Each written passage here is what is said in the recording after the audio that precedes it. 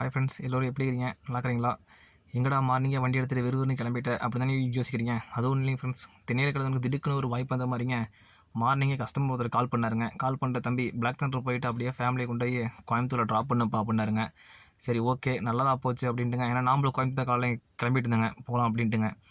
சரி, நல்ல நல்ல வாடகையாச்சு அப்படின்ட்டுங்க. கஸ்டமர்கிட்ட பேசி கன்ஃபார்ம்லாம் பண்ணியாச்சுங்க. கன்ஃபார்ம் பண்ணிட்டு கஸ்டமர் ஈரோட்டில் பிக்கப் பண்ணிவிட்டுங்க.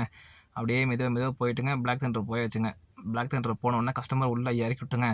நாம் அப்படியே பிளாக் தண்டரை சுற்றி முற்றி பார்த்து ஒரு வீடியோ எடுத்துட்டுங்க அப்படியே ஃபோட்டோ எடுத்துருந்தேன். அப்போ திடீர்னு ஒரு டிரைவர் என்ன சொன்னார், தம்பி சாப்பிட்டீங்களா அப்படின்னாரு.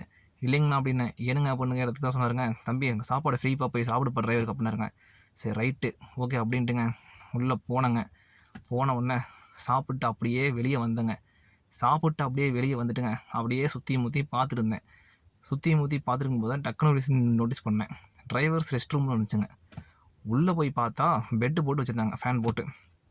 சரி, ஓகே, காலை நீட்டி ஒரு தூக்கத்தை போடுவோம் அப்படின்ட்டுங்க டக்குன்னு தூக்கத்தை போட்டேங்க. பார்த்தா மணி 4:30 ஆச்சு.